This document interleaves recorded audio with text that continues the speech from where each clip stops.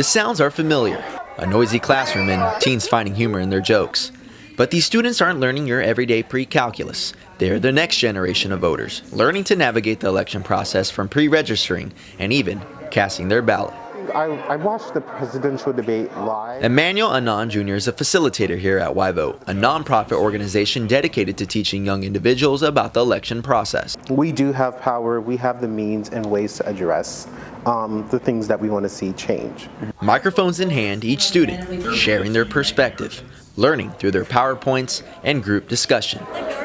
At 18 years old, Emmanuel's a part of the 40.8 million Gen Z voters who will be casting their ballot in this year's election.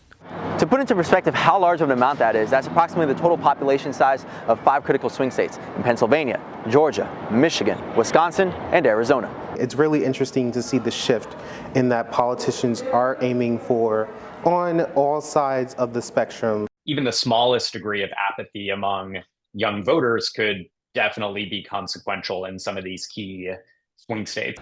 Dr. Matt Nelson is an assistant professor of political science at the University of Miami, specializing in youth civic engagement. He says the digital space has become an influential battleground in this election, as young voters increasingly turn to social media to stay informed. Only 32% saying that they're getting information from national or cable television news.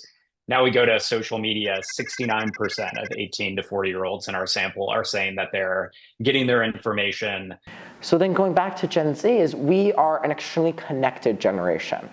But what we do know is there's a mass culture, right, that changes very quickly now.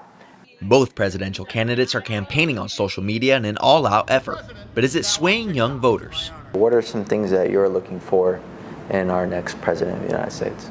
I hope that the next president is very open, transparent about the plans and policies that they plan to implement, because it's one thing to say all these different things for your political campaigns, but now that you're in office, what are the first things that you're going to do?